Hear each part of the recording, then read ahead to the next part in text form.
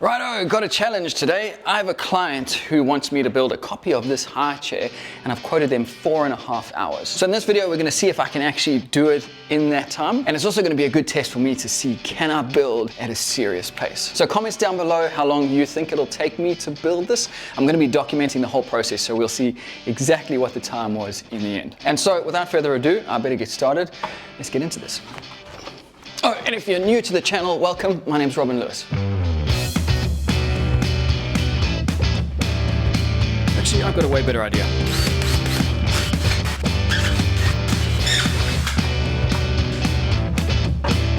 The client's asked to get the high chair back as soon as possible, so I'm going to do an outline of it, which I will reference from for my dimensions, and that way they can take it back today.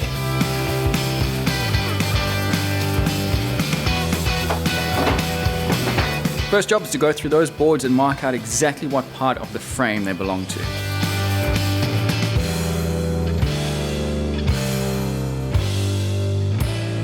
Done. Okay, I've got pretty much everything here, but I do need to glue some parts together. The parts that I've got for the backrest, seat, and footrest aren't thick enough, so I'll get that glued up now, and while that glue's drying, I can continue working on the rest of the frame. Come on, let's go.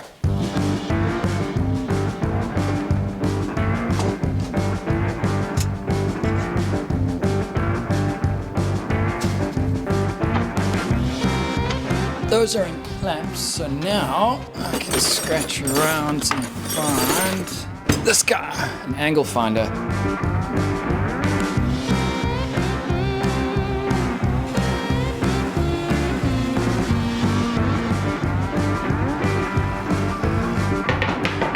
With all the timber milled and the angles set, I could start cutting it to length. In the interest of saving time, I was going for approximate angles within a few degrees. The client would never know the difference, but if I was constantly redoing my cuts, it would seriously eat into my time.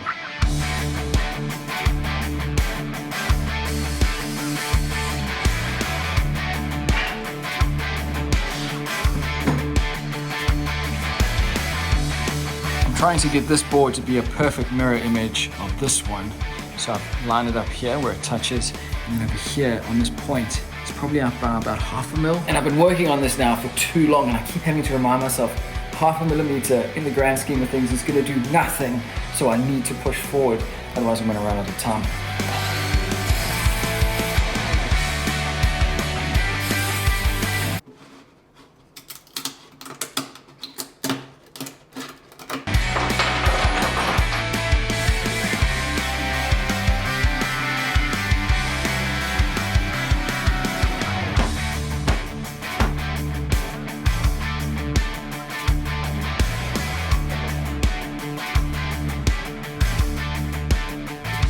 The reason I'm gluing these two leg assemblies together on top of each other is so that I can ensure that they are exact mirror copies. Getting this wrong would create a bit of a twist in the chair, but this is a really easy way of making sure that doesn't happen.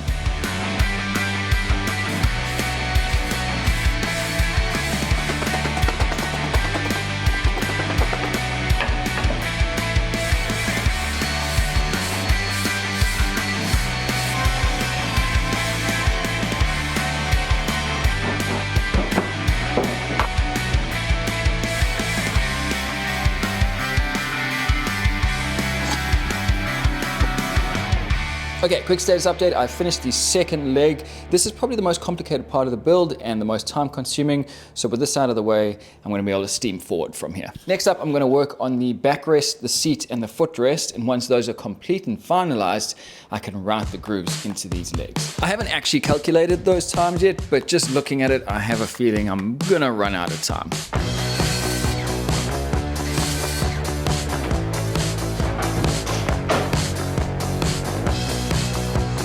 I want to give this process some detail because there were a few questions about it in the YouTube shortcut that I posted a few weeks back. This is going to be why I don't finish this on time. I'm drilling holes through the side panels, then clamping the backrest and supports in place. Then I drill back through those holes in the side panels and into the backrests and supports, and this is how I align them. It's an easy way of getting everything lined up. However, the holes might not be dead center in the backrests and supports, and this is where a bit of confusion came in. This also made life a little more difficult with the threaded inserts. In that shorts video, I also explained using clamps to hold the timber together as the threaded insert was getting screwed in.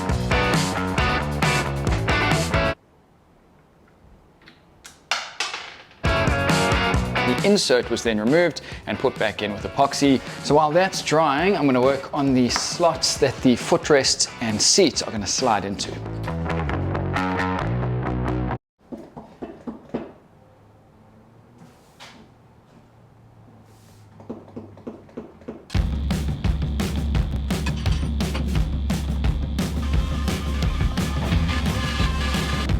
Let's go get a seat and test this.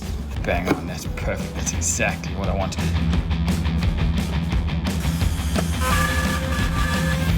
All right.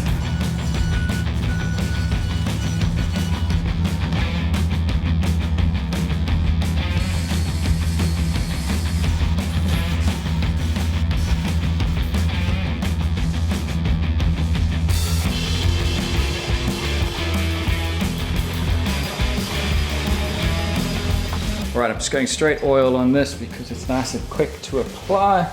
No need to sand in between coats, and it's food safe. All right, that is all the finish applied. So this is technically done at this point, but I'm not going to call it done until I do one last assembly. And after that, then I'll stop the clock.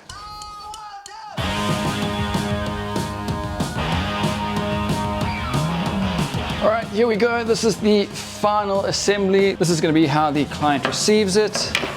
All right, let's do this.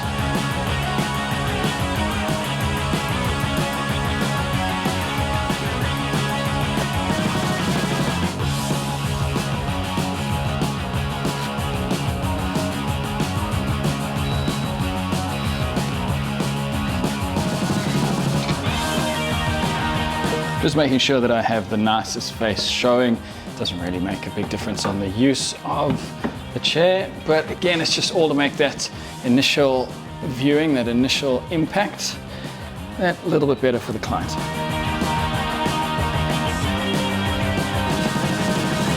All right, quick Instagram post and we're gonna call this done. And that's the time, let's call it.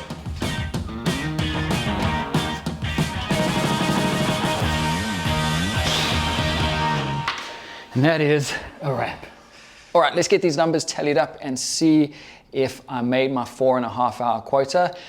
I'm pretty sure I didn't, but let's see how far over I went. This project spanned over 10 sessions, and the longest session was just under 4 hours. My expenses were relatively low at $15.52, but that's because the timber was already paid for by a previous project. This is certainly a debatable subject on how you want to approach this, but my logic was there was no money leaving the business to pay for that timber. My income was $274.48. Overall, I spent a total of 16 hours and 45 minutes, but I only quoted 4.5. Missed that one by just a hair. For my time at $60 per hour, I should have made a profit of $1,005, which means I made a loss of $730.52.